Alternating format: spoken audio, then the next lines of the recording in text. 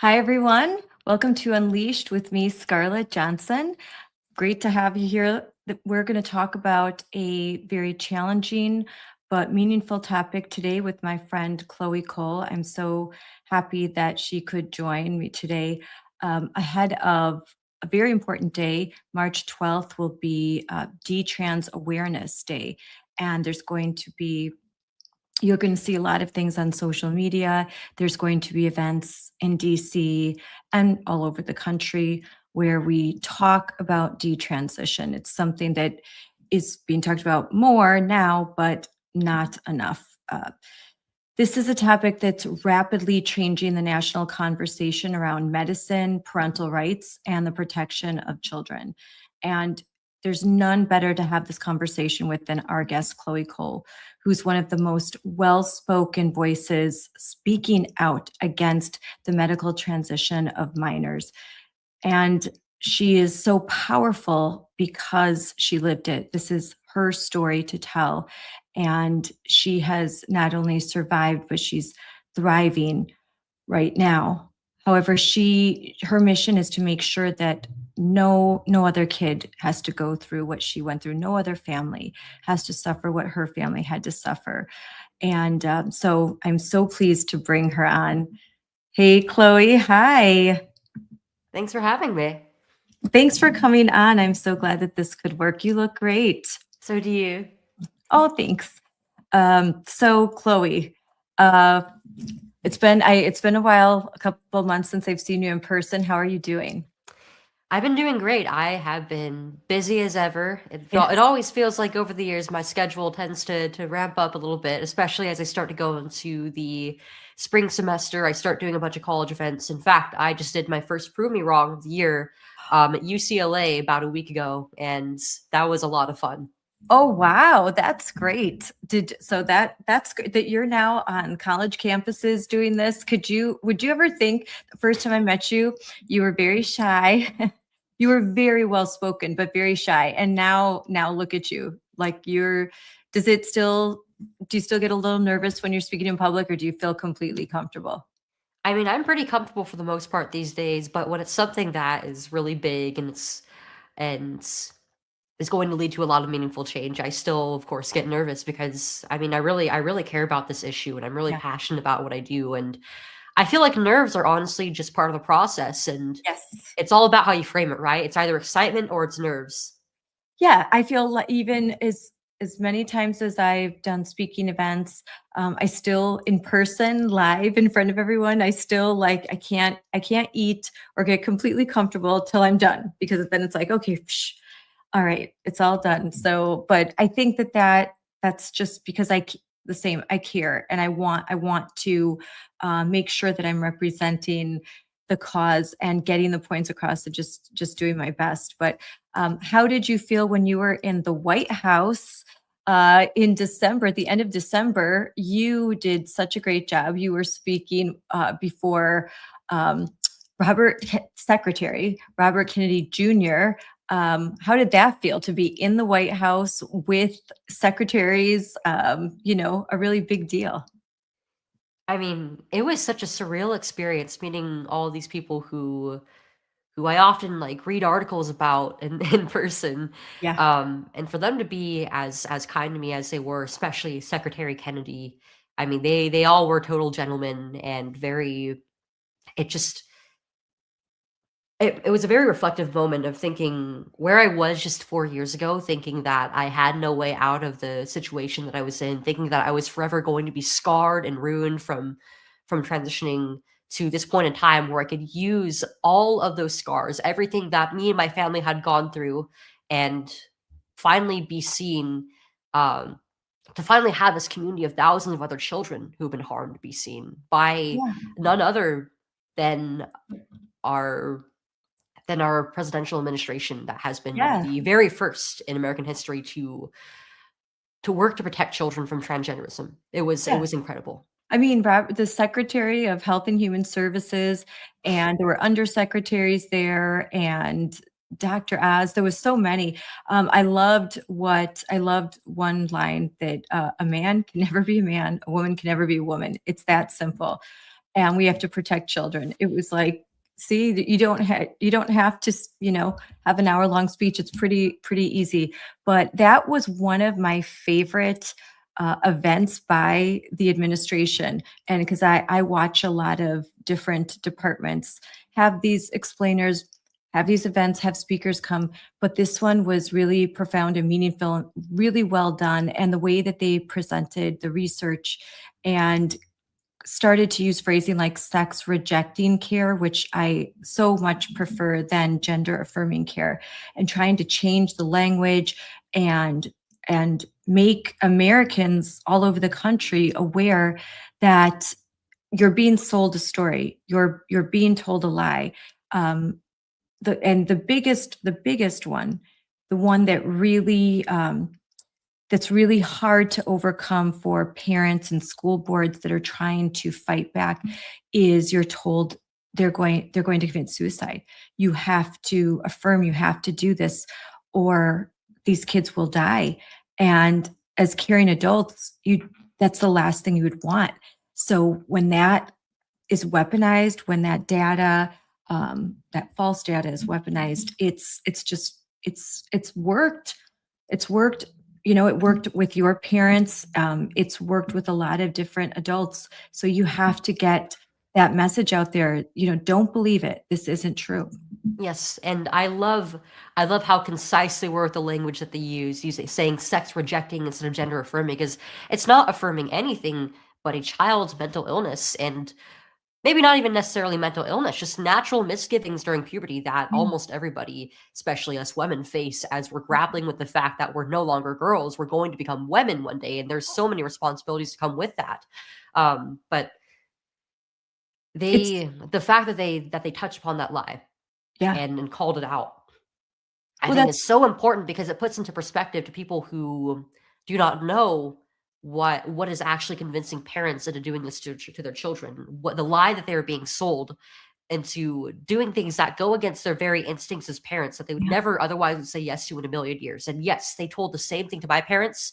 Almost every detransitioner I know who transitioned as a child, their parents were coerced under that same lie that it was suicide or transition for them. Yeah. And You now we know, know that that's not true. And our mutual friend Luca Hine has told me that in conversations I've had with her that she did not feel suicidal, but she was coached to say that she was. It was like, yeah, if you say this, then you'll get what you want. And so even though she didn't feel that way, she started to learn the language, the lingo that would get that desired outcome. And she just wanted so badly to go to the next level and get the puberty blockers. And when her parents wouldn't, she was taught how to manipulate her parents and how to manipulate the language by adults that were using her, adults who should know better. And young kids, 13 years old, this kind of, this, I know you have a little cold. This level of manipulation, it's not fair. It's not right. Right. I mean, a lot of children might not even believe or experience suicidality before they go into this. And of course, the doctors don't talk about the fact that this is something that actually has been shown to increase suicidality and poorer mental health outcomes the further that you go. But the transgender community, these adults in the community, sometimes even other children or one's own doctors and psychologists will train children to use manipulative language to against their own parents. And Mhm. it's absolutely disgusting how these people think that they're an authority in the child's life over the parents, and they can just get into the relationship between them. Yeah, And it yeah, goes to show that it's not actually about having better outcomes for the child. It's not about improving their relationship with their parents or actually helping them to get better. It is all based entirely in ideology yeah. You're 100% and right. using children as, I think that amongst leftists at this point, using children as human shields, whether it be figuratively or physically, is something that's become a commonality amongst them. Yeah, that's a good point. And after after taking all of these medicines and then requiring a steady diet of other medicines to balance everything out, a kid may end up start having some suicidal thoughts because of the reaction to this sex rejecting care. And, so that while they didn't feel that way to begin with, they may start to feel that way as they progress along their quote gender journey that they will call it. But let's rewind a little bit, because let's talk about your story and why you're so passionate and why you're such a forceful and effective advocate in this space. It's because your and I'm because this is what they'll say, gender journey began when you were medically transitioned as a child. You were placed on puberty blockers and testosterone at a very young age. So why don't you briefly share your experience so that everyone listening can understand? So everything that we're talking about, these are all things that I personally have experienced during my own childhood. I was led into believing that I wasn't just a tomboy, but I was actually a girl who happened to be I was actually a boy who just so happened to be trapped in the body of a female, that I almost had this sort of curse, this condition that made me something I was not, and the only way that I could become happy was by pursuing a path of false medicine and being a medical experiment for life. I was 12 years old when I fell into the lie that I was transgender, that I was a young man, and none of these people in the transgender community or even my own doctors presented any other outcome for me than transition. It was treated like it was an innate part of me. And with all of the science and institutional backing, I thought, well, if all these adults are telling me this, they must be right. But my mom and dad had other plans in mind. They knew who I was because they knew that I was beautifully knit as a young woman, as unique as I was in my mother's womb.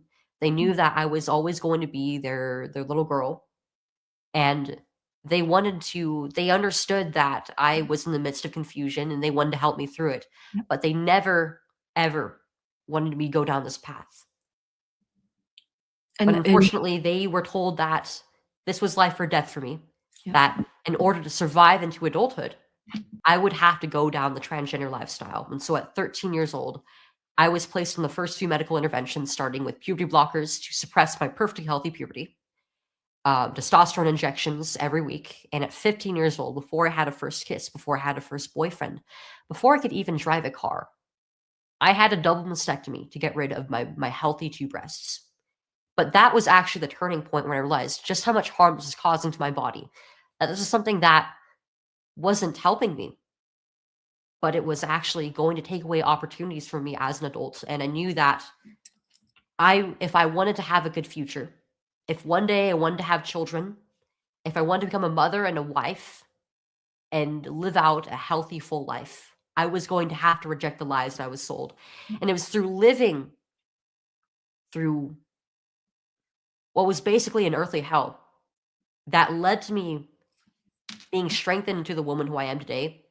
And I felt compelled from very early on in my detransition to start talking about it because I was in a very unique position at the time. I didn't know any other children who had come out the other way. But I had seen those other kids in the hospital system, and I knew that there was going to be a massive flood of kids just like me, coming out with regret, coming out with damage done to their bodies. And I'd already met the adults who had detransitioned. But nobody was listening because I think as much as this harms anybody regardless of age, unfortunately, I think it took a child being harmed in order to really get the ball moving forward on this. And Yeah. there have been so many other detransitioners, thousands who have come into the public space, earnestly talking about their experiences and begging everyone to learn about this, to pay attention to what is happening in their communities, because this is not something that is over. This is a battle that, as much movement as we made, there is still so much ground to cover. And everywhere I go, I get so many people asking me for help with their child, with their friend, with a family member of theirs who is struggling with this. And we have so many more children in the US and all over the world to protect. And Yeah. that is my mission, to make sure that what happened to me and my generation will never happen ever again. Were you ever encouraged to explore other possibilities or underlying issues before this medical treatment began? Were you ever encouraged to like, hey, let's wait, let's hold off? No, I mean, my mom and dad actually had that in mind, and that's exactly why they started sending me to therapy in the first place. They thought, in fact, I think it was very sensible of them to think that Yeah. by having me see a therapist, they would go into all the underlying issues and not treat them like they were a consequence of me being born as the wrong body instead. Yeah. But my Yeah. psychologists, my endocrinologist, every doctor who was involved, none of them really questioned it. There was no asking, there was no even telling me, "No, you're never actually going to become the opposite sex. You're never going to be a boy. This is not going to be what you think it is, and it's going to cause you harm." It was just basically getting me from one step to the other and focusing on what it was that I naively wanted rather than my actual needs. Yeah. And if your parents went to them and said, "Well, we have doubts. We are questioning," they are told, "No, you can't question. You need to accept you have a son, not a daughter. This is it." And that's a difficult place for parents to be in because especially back then, you trusted the doctors. They've gone to school for so many years. They should have the answers, and yet you're being told something that just is blowing your mind that you just can't possibly believe. And then you've got your child who's begging, "I want to do this. This will make me happy." And I think it's an impossible position for a lot of parents, or it was until you and others like Aaron Friday and Aaron Lee and so many different organizations have started to speak up about this kind of silent agony. I think so many parents have been left in the dark by the same adults who they entrusted with helping to care for and raise their children through this. For years, I mean, even to this day, I don't think any parent expects the upwards institutional fight that they're going to be in the moment that their child comes to them and tells them that they were born in the wrong body. No parent ever would expect that these doctors who supposedly are there to help are actually there to harm and potentially even take away their children. And that's why I think stories like mine, as tragic as they may be while they're happening, are necessary. We need people who have these personal experiences to come forward to help those other people who are going through this and tell them exactly how they get out of this with their child and how they avoid and what to avoid and any red flags in these doctors who might be going against the interest of them and their family. Yeah. And so what made you start to question, because you say that you had the double mastectomy and immediately, like that's a very major surgery. That's something that most women only choose to have if they've been diagnosed with breast cancer. It's the last resort. And you're a young 15-year-old girl with your whole life ahead of you.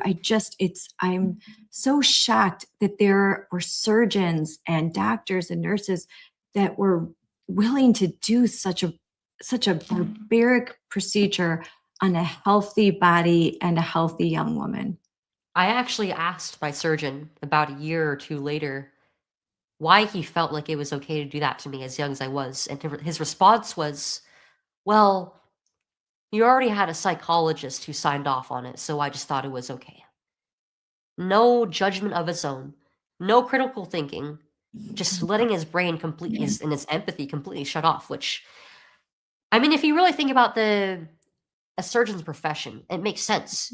You can't always look at your patients as human beings, especially when you're like cutting up their body parts and you know that their life is in your hands. You have to turn off that part of your brain, but you can't let that go against your better judgment, Mhm. especially when it comes to the life of a child. And I understand why my doctors did what they did. It really comes down to not them being evil necessarily, but being trained to do this and being in this ideological bubble that I don't think that most medical professionals would even realize that they're in. Yeah. But they need to be held accountable. Yeah. Every single doctor, every single last one Yeah, needs to they be held do. accountable for doing exactly that. They're adults, they're learning, they made these choices and they have to be accountable for them. Just Yes, because a psychologist signed a I know a lot of surgeons and, just I think that's a bad excuse. You're a medical professional. You spend a great deal of time learning to be a surgeon, and if you can refuse to do something that is wrong and, absolutely. it's And it's not like they're not trained in dealing with yeah, ethics in medicine as well. yes. And a surgeon, any medical professional who is operating on children should know better than anybody else that children are not capable of consent. They are not capable of fully understanding what it is that they are undertaking. I think a lot of parents are shocked to learn how fast this medicalization process can go. Do you think it's even faster now than it was when you were younger? I mean, I have had friends who have gotten recommendations and prescriptions for hormones and puberty blockers and even surgery in as little as one appointment. It's I mean, it took only one appointment for me to end up being sent to the surgeon, but I had a few appointments where we talked about the procedure. Now, I think that for some people, it's as easy as a phone call away. And Yeah. they're and it makes sense given that a lot of these I mean, the Biden administration previously, as well as a lot of these blue states and a lot of these medical organizations have been incentivize medical organizations to make this easier and easier and easier to access, Mhm. all based on the idea that the patient knows exactly what they want. It doesn't matter how young they are. This is life-saving care that prevents suicide, and so these people should be able to access it pretty much as soon as they say they want to, Yeah. going against any sort of medical sense, any sort of any sort of scientific backing that we've had previously in our medical institutions. And so when you went to the HHS, what were they announcing when So you they were actually were announcing some measures that there going to employ to attack this industry that has been abusing our young people in different ways. I think that they were talking about using restricting Medicaid and Medicare funding from hospitals that perform these treatments on children under the age of 19, which is it's really just an extension of a previous executive order that Trump released last year. Yep. But the reason why it's going to be so effective is because pretty much every hospital in the United States is very dependent on those services Yes, for patient care and providing services at all to them. And yes. it'd be stupid for them to continue abusing children Yep. and lose all of their funding just for doing that. Um, The but power of the they purse also string. were right. They also were talking about targeting the manufacturers of these breast binders that have been marketing and providing products for children who have barely even developed, and yet we're basically crushing their breast into their body to make them look like they're not there. It's like the modern equivalent of Chinese foot binding Oof. for gender confused girls. And Yeah. having used those that same device, it actually led to permanent damage in my body. It led to my breasts losing their form, becoming injured. And even though I haven't had breasts for almost 6 years at this point, I still have flared ribs from them being pushed in to my rib cage. Yeah, because And your they bones, your body developing, your bones are still growing, and by binding like that, you're right, it is like a barbaric practice that you would do on a child because you can stunt, you can mold, shape, stunt the growth of your bones. It's terrible, just terrible. absolutely. I mean, when we're talking about the medical horrors of transgenderism, we often talk about the drugs and the surgeries, right? But there's surprisingly so little focus on these just completely barbaric medical devices being given out willy-nilly. These are devices that have legitimate uses, that have been developed for, say, men who have gynecomastia, or women who are recovering from mastectomies or lumpectomies, and they need to Yeah. have that compression there. It's now being used on perfectly healthy young children who are being sold a lie. Yep. And we need to appreciate the damages of every single part of this. Yeah. Yeah. And I think you have to go after the companies. You have to take money away, since I think profit and big pharma have had their hand to play in all of this, in creating lifetime patients, forever patients, completely dependent, and they're most likely going to be using some sort of government funds. I mean, a lot of folks that go the full route, I mean, sometimes they can't even work anymore because they become medically disabled. You know, they are chronically ill. It's just, it's horrendous. I mean, when looking further down the road rather than just this immediate, uh, what is the happiness? What is the, you know, and we didn't have that data, but the NIH did. And that's why they paused and they reversed and they backtracked on this sex rejecting care, because the long-term data it wasn't good. It was in fact quite alarming that the suicide rates were going up, that unhappiness went up, that this care wasn't care, it was actually harm. In the longest term study that was conducted on adults transitioning, it actually showed that the mental health outcomes were worse after the fact, particularly after having having surgery. Mhm. And we're starting to see this massive influx of people who openly regret their transition and are unhappy with it, and even return to their identity as the sex that God gave them. And it's raising that is the biggest thing, I think, that is raising all these questions in our culture, in our institutions, and in our governments about what this is actually doing to the body and mind, and to my entire generation. Now, we often hear from these transgender activists, and even from ideologically captured researchers, that the regret rates are actually low, that this improves mental health outcomes, that it prevents suicidality. And what they're basing this also off of is these very ideologically and ideologically biased studies Mhm. that actively exclude people like me, that do not have standardized definitions of regret or even detransition. And they're conducted in such a short period of time that these patients don't even have enough time to really fully appreciate what has actually happened to them. And when you're being told over and over again, this is going to make you happy, this is going to make you happy, this is who you are, this is the only choice you have, you're going to believe that. And so if you don't know that there's another choice out there, then it's hard to know that this is something that can even harm you. And that's what happened to me. My regret after I had surgery was almost immediate. Yeah. And yet I didn't have a word for it. I didn't know that it was possible to grieve my breasts. I didn't know that it was possible to regret transition, or that detransition even had a word for it, until it happened to me. Yeah. We're not really giving these these young people who are going this confusion and then pushing them through it a way out of it. Yeah. We're not telling them there's another choice for you, and that if you go through this, you can come back out of it too.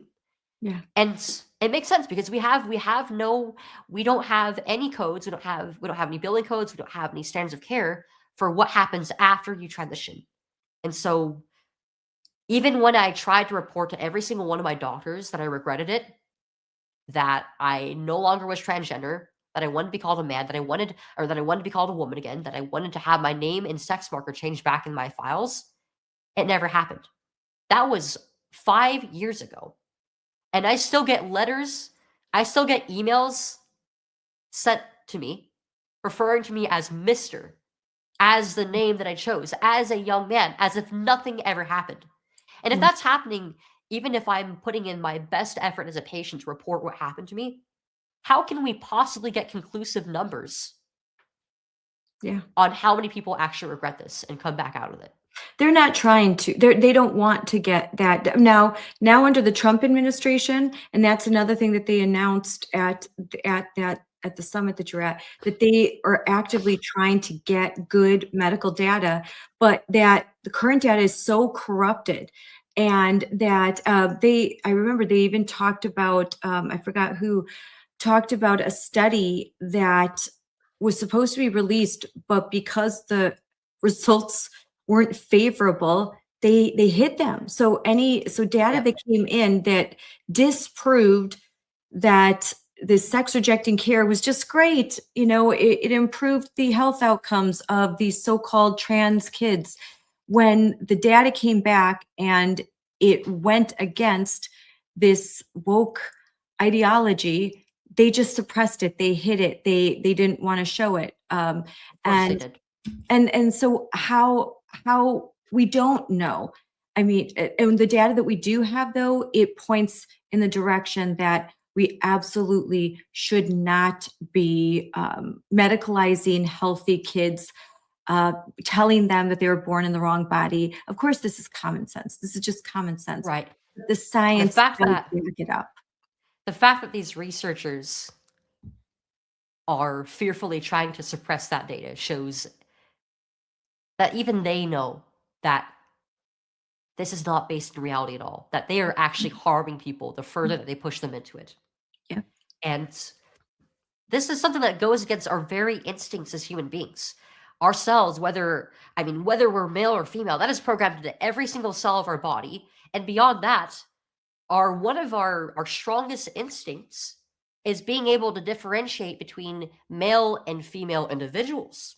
We know who these people are. We know that when we tell children that they're born in the wrong body, that it's actually wrong, that we're lying to them, no matter how indoctrinated a doctor is into the ideology. They know deep in their soul that it is wrong. And that's why people like me, that's why the detransitioners, that's why the children who come out about being abused are so scary to them, because the very fact that we exist dismantles the ideology completely. It shows that gender identity is something that's not even real.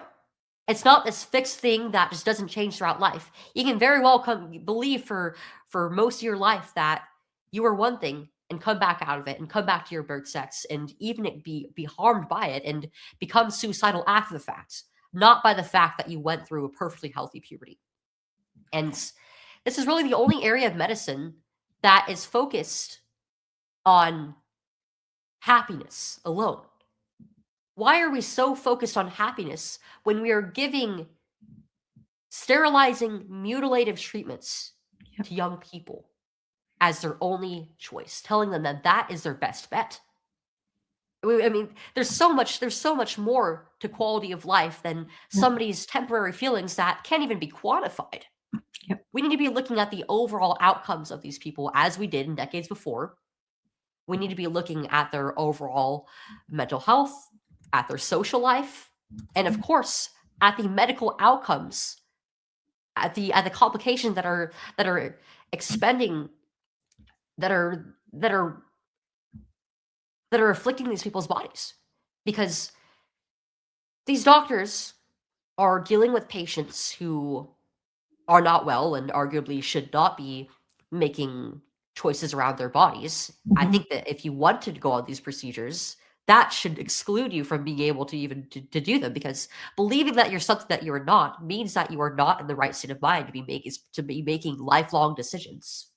Yes. But when you look at how this lifestyle looks over the course of a year, 5 years, 10 years, decades, to the end of your life, it's not good. It's pretty damning, frankly, because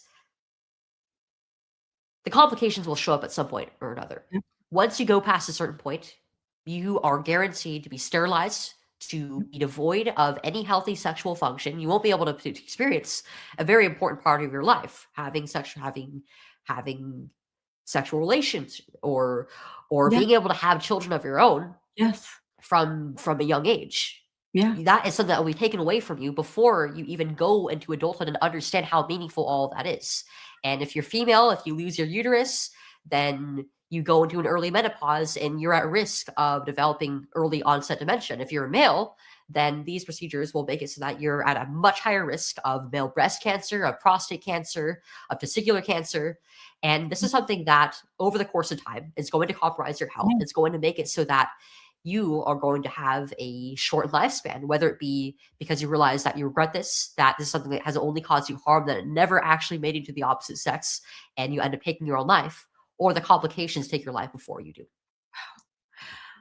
I mean, considering all of that, the fact that Secretary Kennedy at the HHS event that you attended, I'm so glad that he said, and I'm reading that he's quote, "This morning I signed a declaration. Sex rejecting procedures are neither safe nor effective treatments for children with gender dysphoria," and we were all so happy to hear that said out loud, and not only just saying the words, but putting the actions behind it by defunding any hospital system that is going to continue to medicalize healthy children for no reason.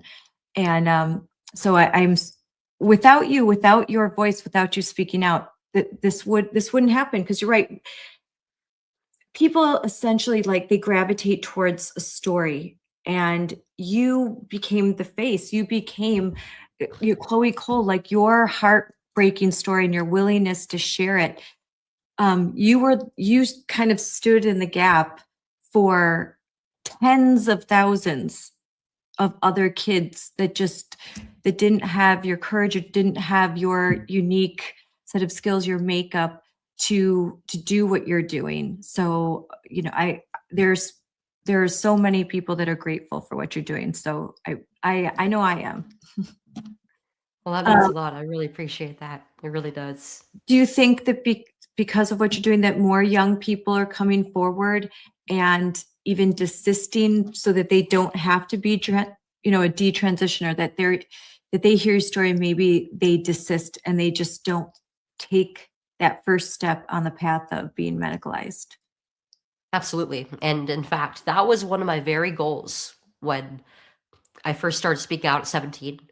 I wanted to give whoever else was out there who was suffering through this the courage to speak out for themselves, and to speak for their experiences, and to continue that cycle of being brave, putting yourself out there, and then seeing a wave of other people come forward. And that is exactly what I've seen over the years. I have, since I've started speaking out, I mean, there have been so many other young people who have come out about their own detransition, and advocated for the protection of children and for the next generations to come from what happened to us. And it's Yeah. been such a beautiful experience to I'm so blessed to be able to be in this position that I didn't even think was possible before, and to be able to use everything, the good and the bad, to bring the same grace that God has brought into my life, into the lives of others.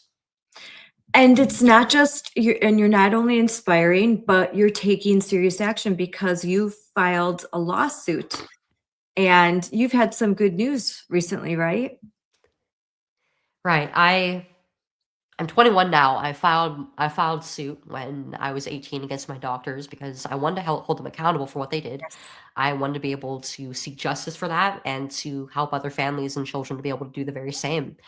And well, we had a precedent last month finally being set, the very first successful lawsuit for a detransitioner happening in New York. Yeah, And $2 it million, bodes well right? for my lawsuit as well. And we just had the very first date actually being announced, April 5th of next year. I am taking my doctors to court, and Kaiser tried everything they could to try and bury Yes. my case, whether it be So through arbitration or trying to get it thrown out how many years have you been on in some litigation, all of this technicality. stuff? How long has it been? 3 years now? It's been 3 years. Yeah, 3 it's years. 3 I think years. it's been over 3 years actually. Yeah, over 3 years just to get a court date. That's how long. Yeah, this is a long case, but you stuck to it, because now you've got your court date, and this won't end until they have to pay, literally pay. Absolutely. They have And to, that money will, because that's huge. And, if it was just about the money, I very well could just settle with them and take whatever amount they would give me, but frankly, I don't care about that. I No. mean, I want to see them exposed. I Yes. want everybody to know what they did to me. I want everything that they've done to every child in Yes. California and beyond to be shown to the world and for everybody to see them for who they are. Yeah, because you're going to go through a trial. All of that's going to be out there. They're going to have to be held accountable. And at the end of the day, yeah, you want them to pay not because it's about money, but because that there has to be such a high price for doing this that it needs to be a signal to all the other hospitals across the country that if you do this, you're opening yourself up to this big of a lawsuit, and they will shut down. I know sometimes these things work in secret. They won't even do that anymore. They're like, this is unaffordable. We can't do this now. I wish that it could be for ethical reasons, and I hope that in some cases it is, but it's going to need to be painful for them to continue down the path of harming children. I wish that just they could look at the disastrous wake and that would be enough. But unfortunately, it's not. So they need to pay the price. And these lawsuits, at the end, I mean, look at what's happening in California. I mean, a big win with Mirabelli, right? And you're in California, and you can talk a little bit about what it means to you because just this week last week Monday, the Supreme Court announced that they were putting a permanent injunction in place on the state of California that they could no longer, once and for all, like firmly, they could no longer secretly transition children in K through 12 schools. By that I mean exactly what it is, that they are participating in the social transition of children using different names and pronouns and even keeping separate medical records, violating FERPA, and keeping secrets with kids from parents who don't want to affirm their kids, that parents that now because of you, they're going to fight back because they know what your parents didn't know. And now that they're aware, there's parents that are like, no, I want to save my kid from that. I'm going to try and get my kid help. And then you have the state coming and saying, no, we're going to keep a secret. So that was a great decision. But still, do you think, is California just saying, oh, well, we give up. Okay, I guess we're not going to do that anymore. No. I mean, I don't think that I think that they're going to fight as hard as they can against that as much as they can, even breaking the law. Yes, I mean, they've been doing that, they're exactly already that, been actually, breaking the law. with hospitals in our state who are following Trump's executive orders. These are federal orders to stop performing these treatments on children, even threatening legal action against those hospitals for doing the same thing, putting them in a very unfair situation. And I can imagine they're probably going to try to pull something similar. And it just goes to show, I think, that it's never just going to be one action that's going to take this industry down. Yes. We need to attack it on every single front. Yes. There are states that are going in the very opposite direction of the administration and against common sense and against the senses of their voters too, who upon learning about what is actually happening within this industry are very strongly opposed to it and its abuse of Yes. children. Yes. But even Even in in states where California. they do have bans on this, there are hospitals that are committing insurance fraud to continue doing this. It just Yes. goes to show how deep is the medical profession is into this ideology, and we need to scare them out of doing it through every means we can. Yeah, you're right. There isn't just one. It's the legal route. It's going through the Supreme Court cases. It's filing lawsuits so that you're bankrupting them. It's through policy. It's through passing legislation. And then ultimately it has to be parents fighting, like we do at Moms for Liberty, fighting at the local level. And then kids standing up and whistleblowing and like blowing this stuff out of the water. It's in California. We talk about California, just everyone knows that this is happening in Wisconsin too, where I'm at. It's happening in Florida. It's happening in very deep red states where in Texas. I just a few months ago talked to to Dr. Aiton-Heim, and Texas was openly violating the law, violating what the Governor Abbott had declared and said, we're going to stop this. And the state legislator passes legislation, and they persist. They still keep doing it because Yes. they think that they just have to wait out this administration. They just have to wait out whoever's in charge, and they're going to break the law. And why not? Even when they were, what they did to you, that was breaking the law. They weren't properly giving you consent. They weren't telling your parents the truth. So they were already violating a moral code, ethical codes, and breaking the law by not telling you the truth, by not giving you Yes. informed consent. That These was are already lawless breaking the people law. who we are dealing with. They are ideology first, and everything after that comes second. And this is exactly why I get so frustrated when I hear people say, "Oh, it's all over. It's all done. We fought the fight, and the transgender industry is completely done for." Yeah. We are No just question. at the beginning line. Yeah. We are not even close to taking this industry down. You're right that these doctors, these medical organizations, these hospitals are just waiting for the next administration because their heart is not in stopping one bit. We Yeah. have so much to go. We still have 24 states where these procedures are still completely legal to do on children. Even in the states that have these so-called bans, Yep. there are a lot It's that one of are them. not really that aren't comprehensive, and they still allow for things like hormones or God forbid the puberty blocking drugs that lead to all this in the first place. Yeah. And there are states where the laws are being broken, and even in states where none of like the medicalization is not happening at all. I was just in Idaho. I was at a youth conference where there were over 200 high school students in attendance. And the very first few kids who came up, there were two back to back. They didn't even know each other, but they told me I had a friend who transitioned. And very, very shortly after, they took their own life because they couldn't handle it. I had a prison corrections officer who came up to me and said, after I turned 18, my dad had a conversation with me and told me that he was going to become a woman. And since then, he's been depriving my younger siblings of having a father figure and using the family funds on his selfish life decision. I had so many people telling me, more than I could even count on either of my hands, that they knew a child who was struggling with this or that they had even been estranged from their child.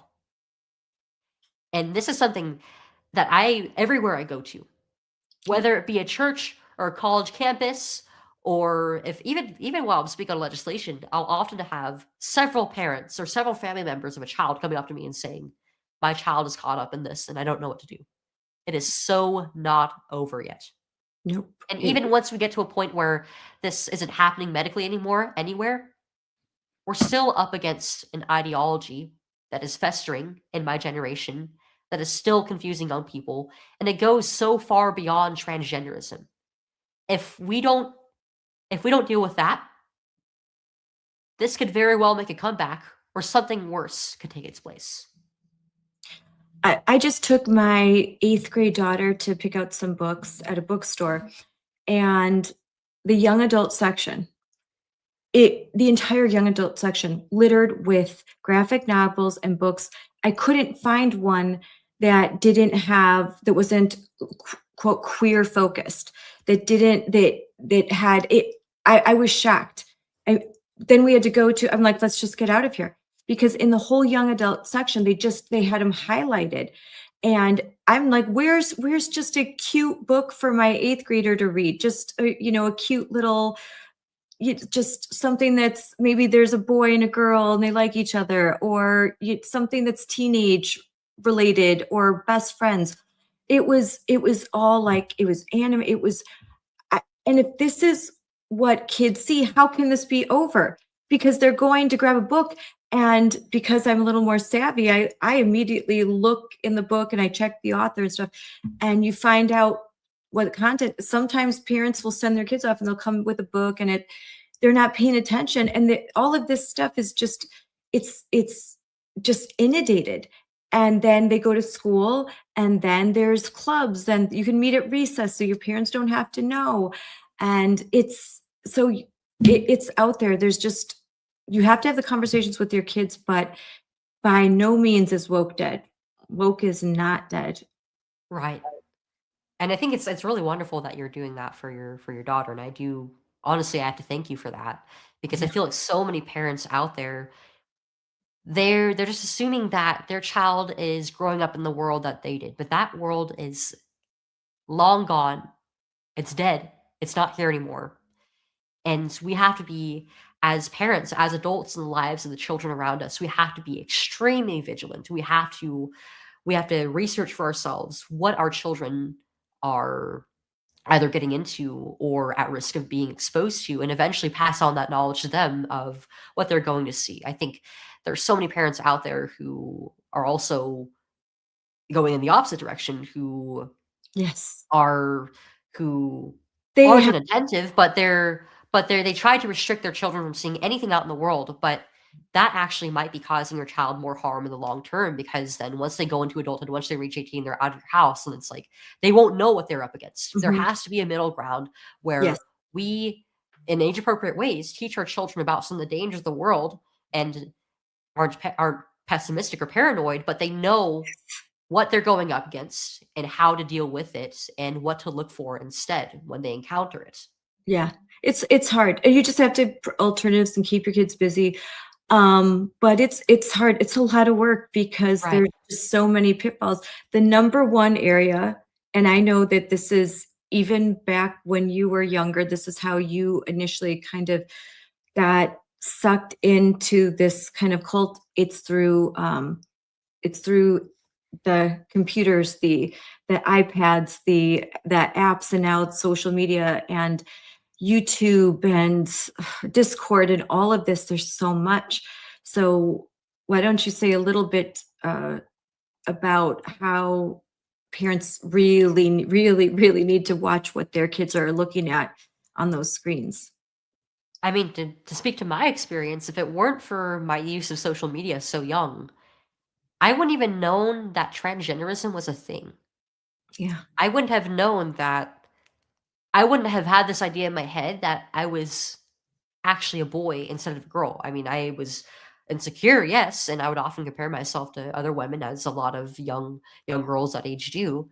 But I never would have actually believed that on some level I somehow was a boy if Yeah. it weren't for these communities on the internet where I learned about these ideas. And it started very seemingly very innocently.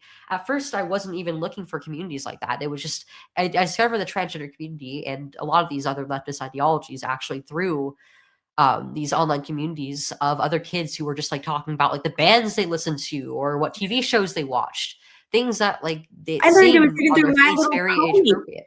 I just found this out that there were like bronies, like My Little Pony anime. I'm like, what? I didn't know that. Yeah, I mean, there's Weird now stuff. on the internet, there's just like there's that's another thing about these communities.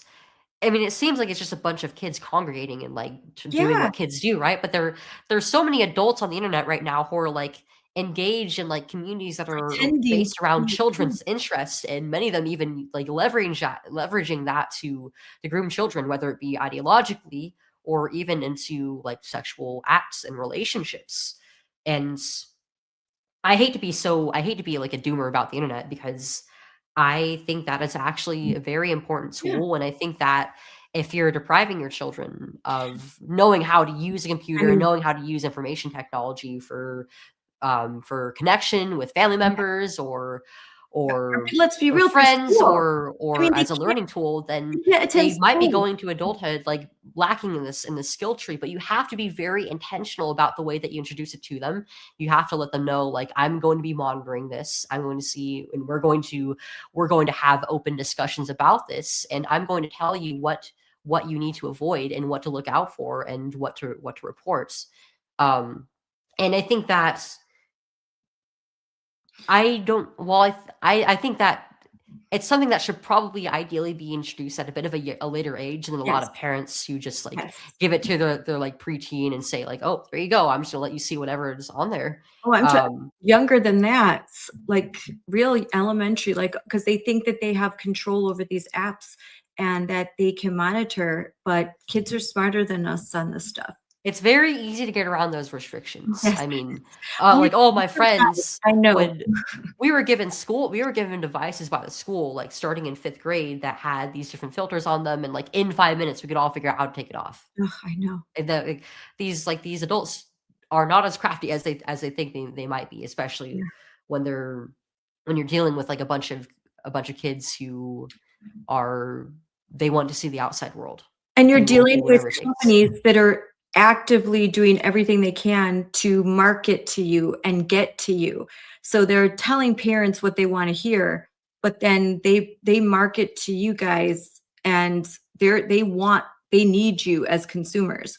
So they're not so willing that they fight hard about legislation that restricts use of social media, at, age 16 because young kids are their big those are their big consumers, and they're trying there's this could go we could talk for hours if we go into this, but needless to say, your warning to parents is you would not have even this is something that started because on you were alone and on a screen, and you were able to access and predators were able to get to you. Yes, and that's why I think that monitoring and open dialogue with your child is just as important as recognizing their immaturity and restricting them from certain things. Yes. I don't think you can have either of those without the other. And I don't wanna like, with your parents, because 'cause I'm sure your parents weren't like, "Oh, yeah, Chloe, just go on your computer all day long, we don't care." I'm because I know as a parent that you're trying, but then as kids become older, it gets harder and harder especially when you have multiple kids, it gets harder and harder to manage, and back when you were 13, there's a lot that parents didn't know that we know now. I know because I'm in the same boat. I have a daughter your age. And what I didn't know at 13, like I thought, oh, I put a VPN on. So totally safe for my kid. Like I'm watching, I'm checking. And I didn't know that they had burner accounts. Like but now we know more. We didn't know. So I give grace. I know sometimes people attack, oh, the parents. You have to give Yeah, some grace because there's a lot that we didn't know back then that we know now. right.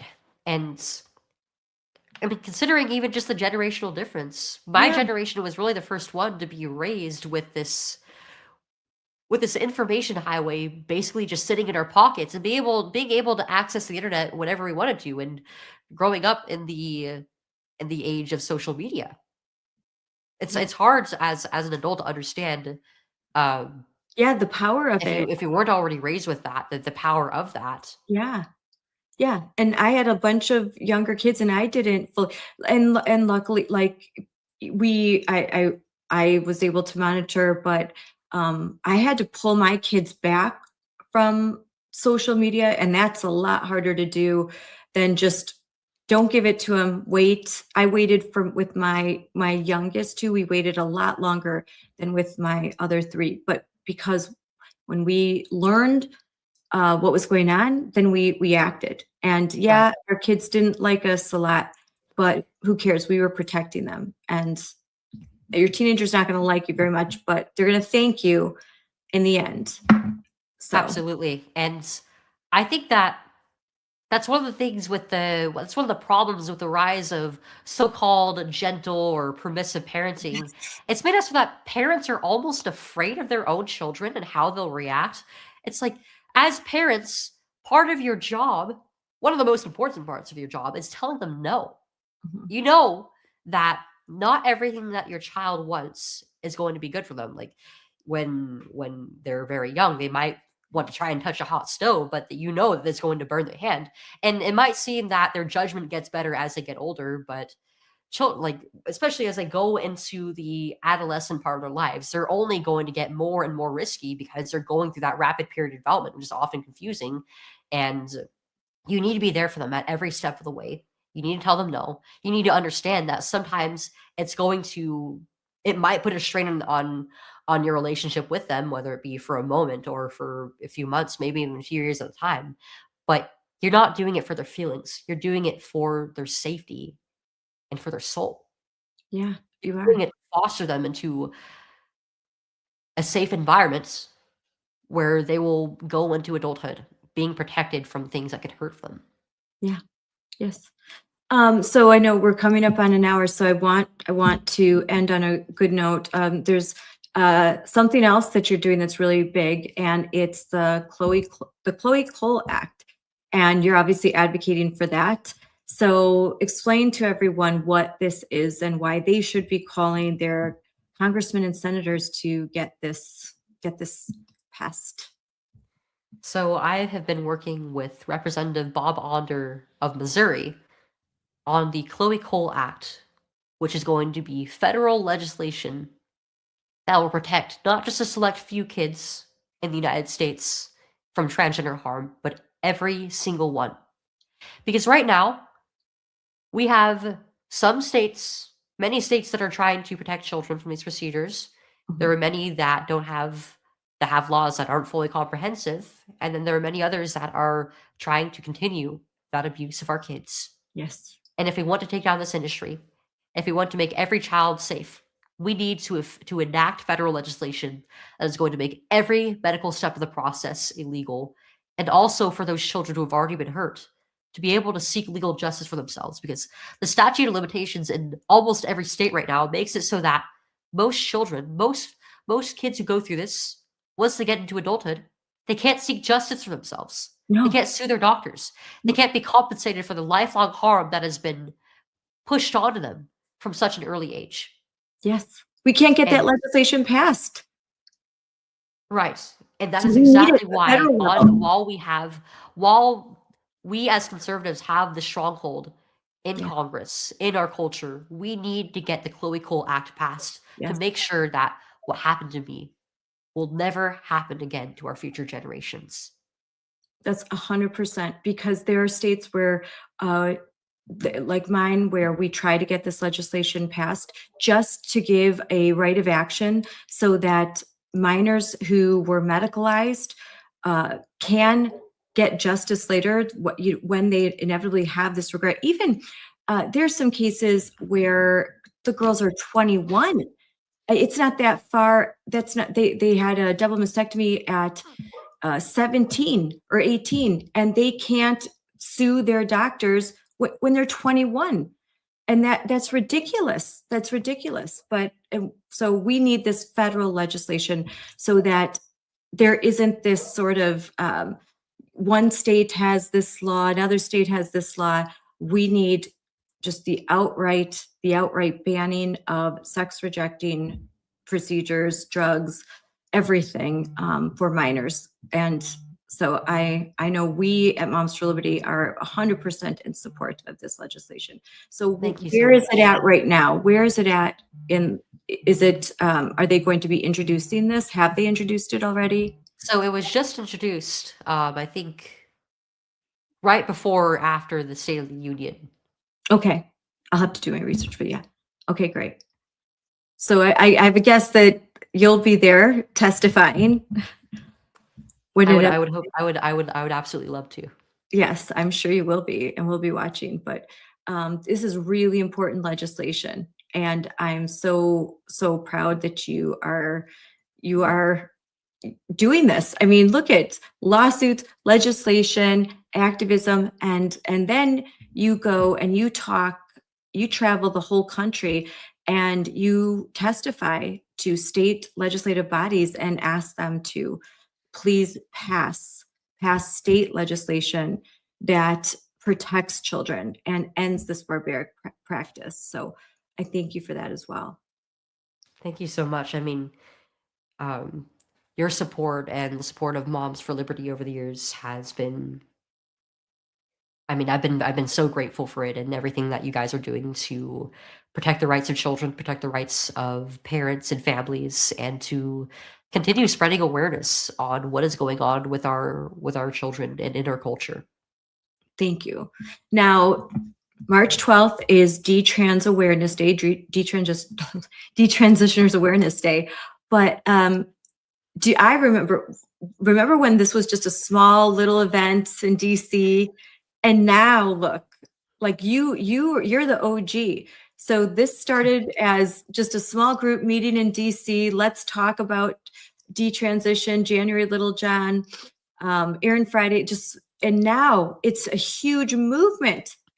Like, it's just, how do you feel when you all see the results of your activism and your hard work and your deep dedication to this issue? I mean, it feels very vindicating to see the recognition from so many people across the world, but also to see all of these other detransitioners from all over the US, all over the West, all over the world who finally have the courage to come together, to speak up, and have that sense of community. And this movement just grows exponentially bigger with each year that passes, and it's it's very heartening. And I think I just wish I could go back to I wish I could go back in time and tell my 17-year-old self, like, everything is going to get so much better from here. All it's going to take is putting your foot forward and going into the world. Yeah. Yeah.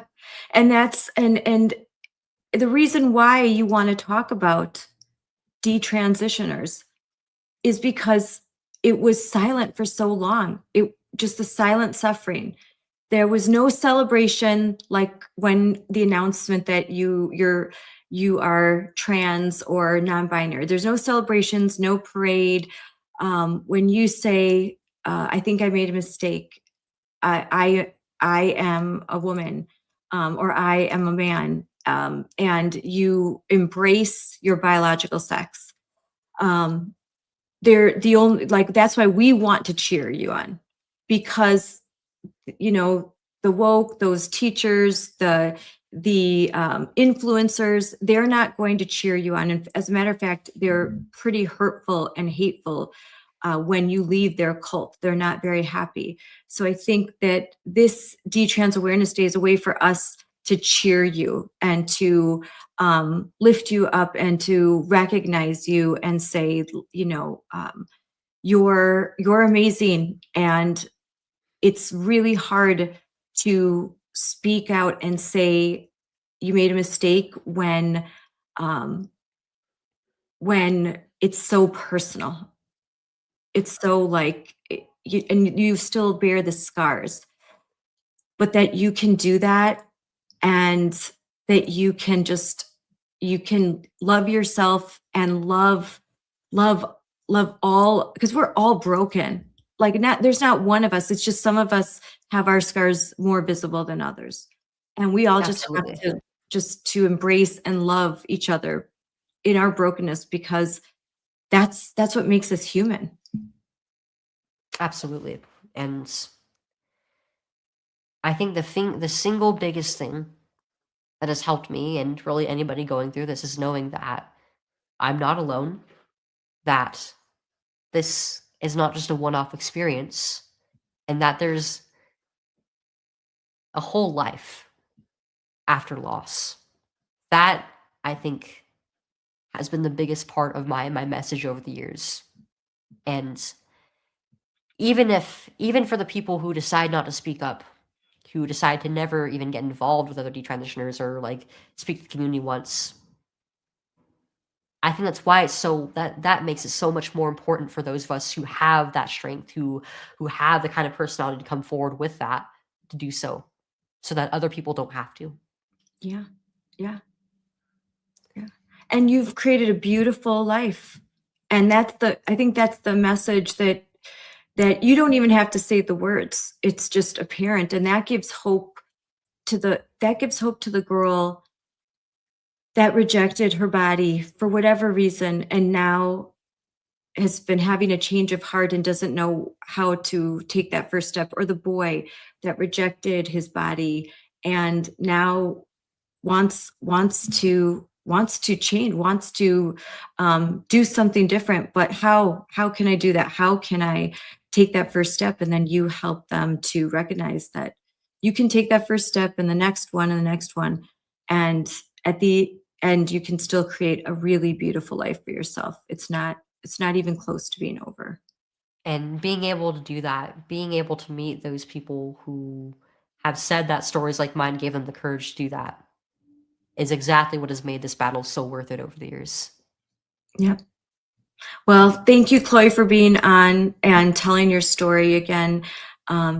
Such an example of that, speaking up, speaking out, becoming an activist when it was really hard, when you were really young, when there was a lot of hate, just winning over the entire country, probably the entire world, and then not stopping there, but taking legal action to make sure that this never happens again. And then working with the Trump administration in trying to make changes at the level with HHS, and then on top of it, working with Congress to pass legislation after you go work with different states trying to get them to pass legislation. So you're doing all the above, and this is what we need to do to win. It has to be all of the above. We have to, at every level, different groups doing different things, different people doing different things, but all with the common purpose of just um, having this be a terrible footnote in history and a lesson that we never want to repeat. So thank you so Yes. much. Thank you, Chloe. Thank you. I mean, Bye. we gotta Oh, yeah. going forward, we gotta go all out, and we have so much ground to cover, but I believe in my heart that we are going to win one way or another. And what is your message? This will be the last. What is your message to to teens that are struggling with their bodies, struggling, feeling, like just maybe uncomfortable, but just uncomfortable with puberty? Maybe they've been abused, they've been hurt, and they feel shame about their body for whatever reason. What is your advice to them? Well, I think that discomfort and sometimes even self-loathing can be even an inevitable part of life at times. Mhm.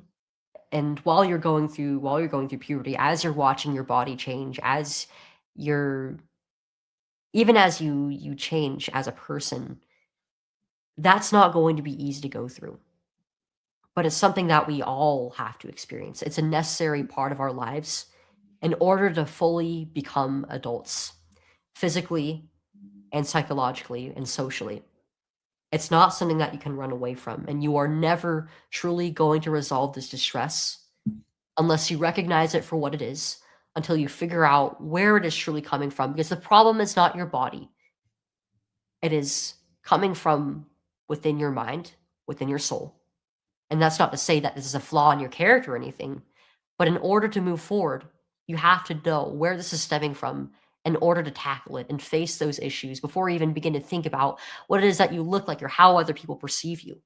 Because if you're chasing only that, it's never just going to end with medical treatment. You're always going to go from one thing to the next. It becomes a cycle. Mhm. But the cycle ends with you making the choice to face reality and to be able to accept the things that you cannot change. Yeah. No matter how far you go into this, whether you go on puberty blocking drugs or if you take cross-sex hormones or have breast or genital surgery, it's never going to change your sex. You're Yep. always going to either be male or female. That is always going to be rooted in your biology, in the way that you're born. It's only going to take away function from your body. It's a this is not going to make you happy. It's not going to make you or give you anything that you seek. You have to face reality for what it is and learn to love the things about yourself that you might right now see as flaws, because eventually they're going to become your strengths as long as you continue working on it. Yeah. That's beautiful advice. I couldn't say anything better than that. Thank you, Chloe, for coming on. I can't wait to see you again in person, hopefully very soon. Thank you so much for having me. Chloe is such a remarkable young woman. I am so proud to call her friend. And I've known her now for many years, and she's just blossomed. And she was wonderful and amazing when I met her when she was 17. And now she's just matured so much, and she's so wise beyond her years and such an effective voice. Um, so thank you, Chloe. Thank you for your willingness to speak publicly about something so personal and to be vulnerable so that you could help so many other vulnerable children. You have helped countless families understand what's at stake, and you've helped so many leaders and politicians understand that what they need to do in order to stop this evil that is permeated our medical institutions and our educational institutions and our cultural institutions. As we approach Detransitioner Awareness Day, Chloe's story is a reminder that behind the politics and the headlines and the social media posts and all of that, there are very real young people who are hurting. They are hurting so much. Their lives are being permanently affected by this ideology and this rhetoric. It's not just clickbait, it's not just social media posts. It's very, very real. I was just in a rural area of Wisconsin, surrounded by very young people that were in various stages of transition, and this is not a happy bunch. These are not happy. These aren't happy kids, and I just shame on the adults. Shame on the adults who now, when they know better, when the evidence has been made clear that they are not just affirming this sex rejecting care, but they are celebrating it. They are cheerleading it, and they are encouraging it and aiding and abetting it. So really shame on those adults. And I, as an adult human female, as a mom, I consider it my job to make sure that I protect as many of these kids as I possibly can. So thank you, Chloe, for sharing your voice and your courage with us today. Thank you for joining me on Unleashed.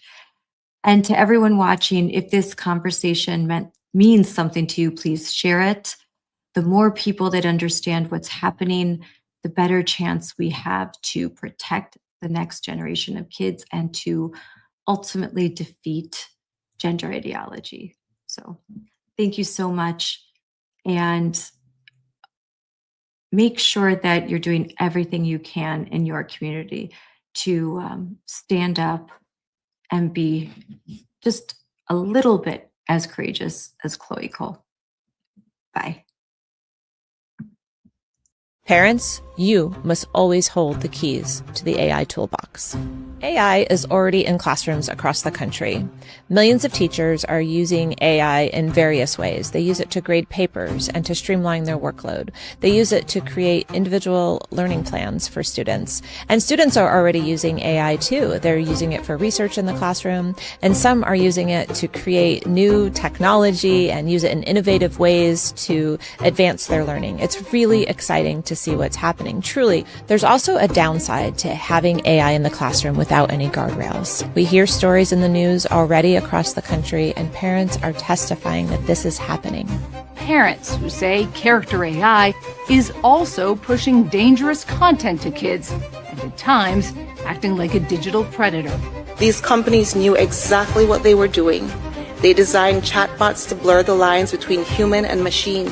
1 in 5 high school students reported that they or someone they know has had a romantic relationship with AI. Researchers found the bear openly discussed sexually explicit and dangerous content with kids. The other problem that we're seeing with AI is it's not always true. Sometimes AI can tell you what you want to hear, not necessarily what is true. It's not helpful when students just use it to directly cheat. Parents have to understand the algorithms that are basically set up to direct our children to look at certain things, feel certain things, and believe certain things. That's the role of a parent, not an algorithm. We are living in a moment of wonder, and it is our responsibility to prepare children in America. Moms for Liberty is leading the charge on unifying, educating, and empowering parents to understand AI and how it's impacting our children. We're already doing this by joining the AI and Education Task Force under the leadership of First Lady Melania Trump. I've personally attended 2 meetings at the White House on this. I've spoken to members of the cabinet about the guardrails that need to be put in place to protect our children. Because we understand the importance of empowering you to protect all children, we've created model policy that you can download and take directly to your school board and ask them to adopt. We've created school board speeches that you can change and modify for yourself and use to speak to your school board in a public forum. We've created draft policy for the state level that you can go meet with your state legislators and ask them to sponsor the bill and start moving it through the process so that all the children in your state will be protected.